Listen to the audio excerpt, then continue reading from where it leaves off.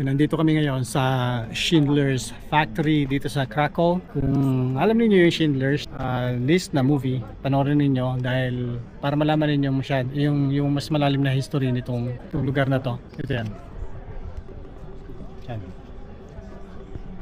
Sinubukan namin bumili online pero wala nang online schedule, kaya magbabaka sakali kaming bumili dito sa on-site. Titignan namin kung magagawa namin, kung makakapasok kami o kung makakabili ng ticket. Kung hindi ko mapapakita sa inyo kung anong meron sa loob dito.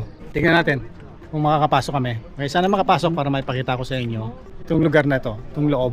Kikwento ko na lang sa inyo kung anong story nito. Brief story. Hindi ko maikikwento lahat kasi hindi naman ako expert o hindi ako masyadong familiar. Basta may alam lang ako ng konti tungkol dito sa Schindler Factory o Schindler's List. Tingnan natin kung makakapasok.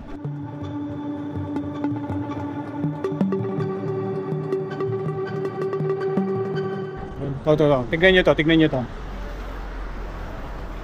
Ito, yung mga mukha na nandito. Ayan.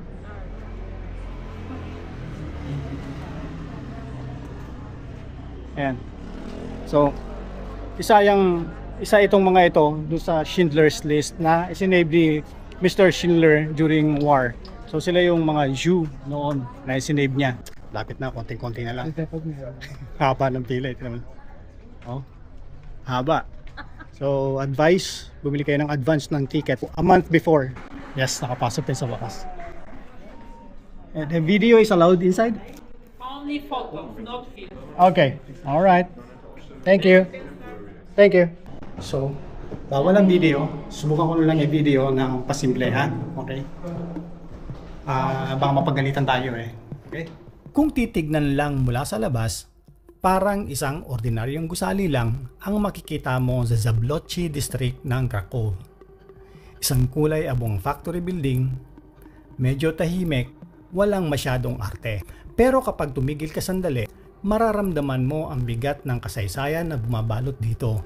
Ito ang Deutsche Enamelware Fabrik na mas kilala ngayon bilang Schindler's Factory.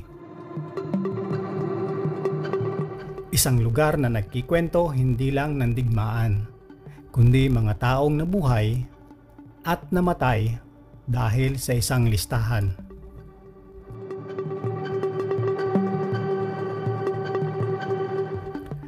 Si Oskar Schindler ay isang German businessman na dumating sa Krakow noong 1939 matapos sakupin ng Nazi ang Poland.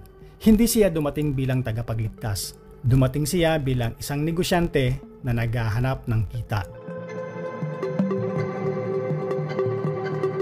Nakakita siya ng isang oportunidad na mura ang Jewish labor, malaki ang demand para sa enamelware at gamit ng militar.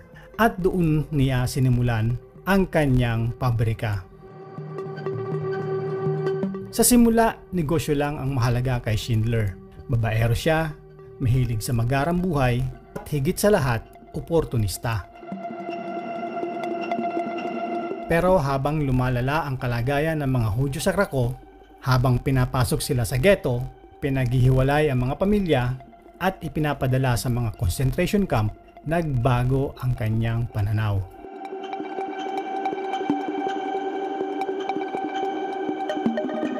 Walang nakakaalam kung ano ang dahilan at eksaktong sandali ang tumulak sa kanya. Pero malinaw ang mga nangyari. Ginamit niya ang kanyang impluwensya at pera para protektahan ang kanyang mga manggagawa. At dito nabuo ang tinatawag na Schindler's List.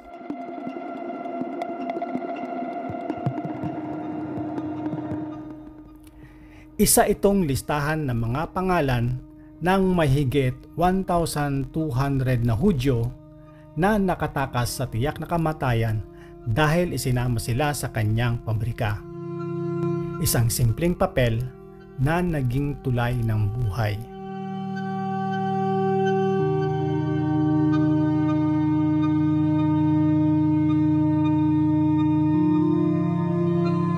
Ngayon ang factory ay isa ng museum. Hindi lang ito ordinaryong exhibition, ito ay isang nakakabagbag damdaming paglalakbay pabalik sa Krakow noong panahon ng Nazi occupation.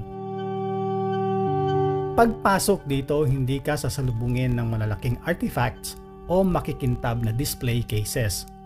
Sa halip, mararamdaman mo agad ang atmosphere, makikitid na corridors, propaganda, posters, at mga tunog ng marching boots na parang bumabalik ang nakaraan ng digmaan.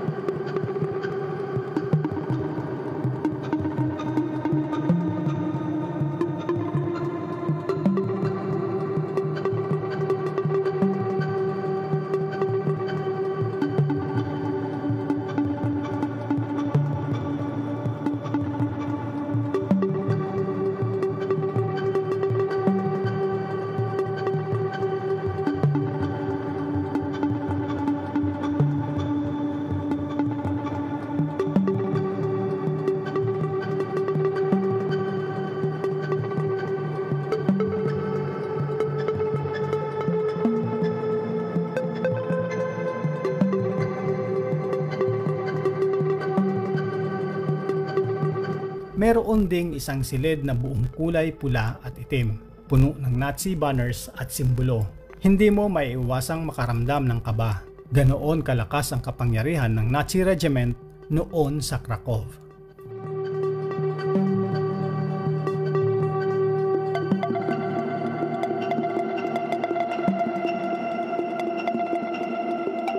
Mayroong mga reconstructed na espasyo. Isang cobblestone street na parang bahagi ng lumang lungsod, isang tram stop na ginagawa ng mga taga-Krakow, isang photographer's studio na nagbabalik sa buhay ng mga ordinaryong tao bago sila igupo ng digmaan.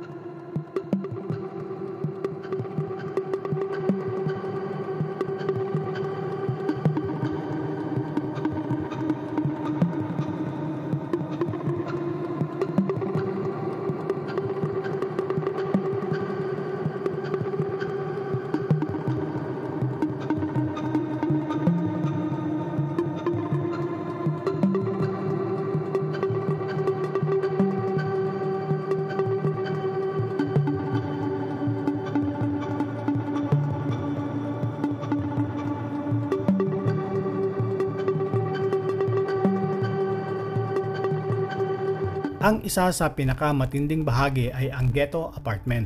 Maliit, siksikan, halos wala kang malakaran.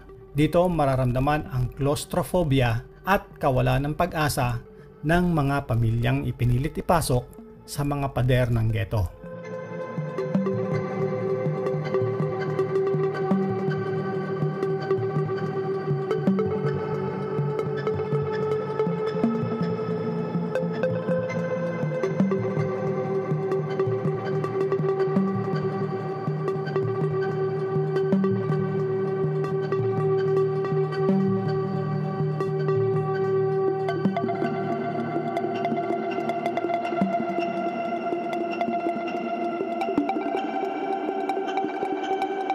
At syempre, naroon ang opisina mismo ni Oskar Schindler.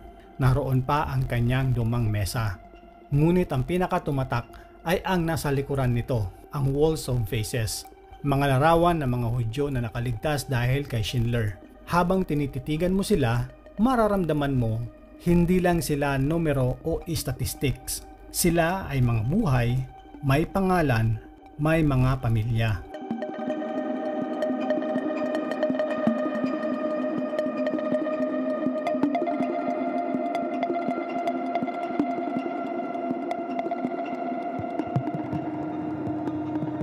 Hindi ipinipinta ng museum si Schindler bilang perpektong bayani. At marahil, ito ang dahilan kung bakit mas nakakakilos ang kanyang kwento. Oo, siya ay babaero, oo, siya ay lasenggo, oo, siya ay oportunista, pero sa gitna ng lahat ng ito, may isang desisyon siyang ginawa na nagbago ng lahat. Ang pumili ng kabutihan sa panahon na mas madali sanang tumalikod. At dito nagiging makapangyarihan ang kwento ni Oskar Schindler sapagkat ipinapakita nito ang hindi mo kailangang maging banal para gumawa ng tama. Hindi mo kailangang maging perpekto para maging instrumento ng pag-asa.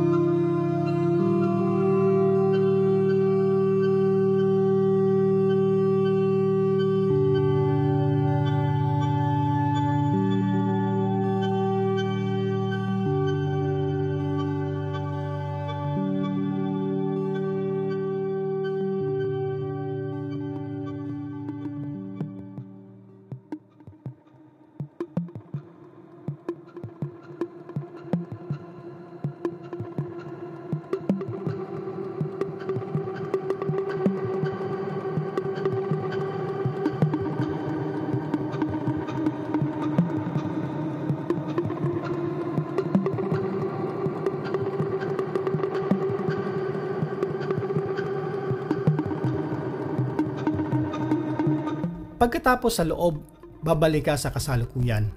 Naroon ulit ang Krakow na puno ng buhay, ngunit dala mo ang bigat ng kasaysayan. Dala mo ang mga muka sa dingding at marahil dala mo rin ang tanong na iniwan ng lahat ng iyon. Kung ikaw ang nandoon sa panahon na iyon, ano ang gagawin mo?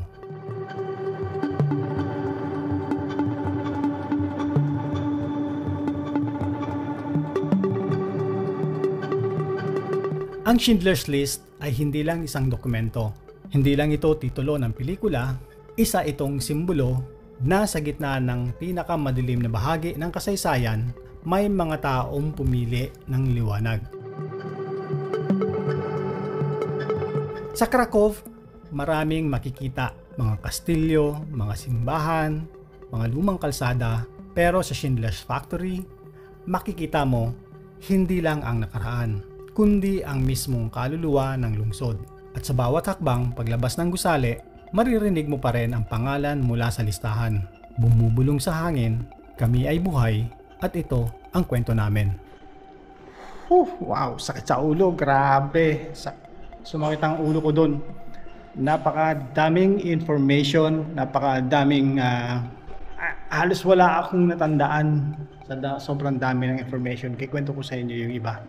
So anong mga nakita doon sa loob? Meron doon sa loob makikita mo yung mga ginamit noong World War II at yung mga natitirang kagamitan ng mga taong pinatay, binitay, yung mga gamit ng mga naging slave, mga gamit ng mga at pati yung mga natitirang remains ng mga books na sinunog ng mga Germans, tapos yung mga basta maraming information. Ang hirap isa-isahin.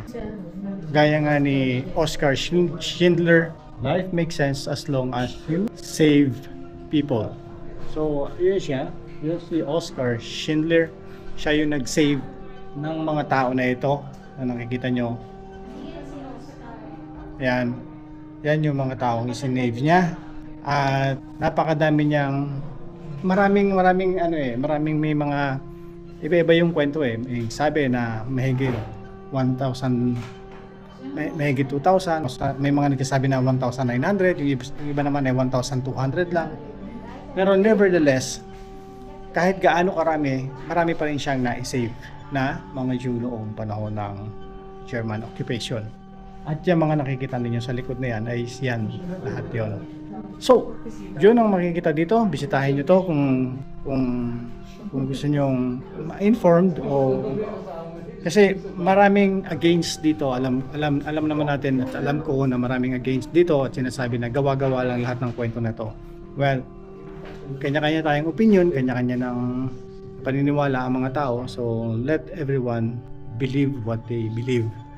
Wag natin sanang isubo sa ibang tao yung paniniwala natin dahil yun ang gusto nating paniwalaan nila. So, hayaan lang natin sila sa kanilang mga paniniwala. Kanya-kanyang paniniwala ng tao para peaceful at tahimik ang mga buhay ng bawat isa. So, ganun lang ang gagawin natin. Kabayaan natin, magkanya-kanya tayo ng paniniwala. Kung hindi naniniwala yung iba, and then let them be. Ganun lang ka-easy ang buhay. Okay?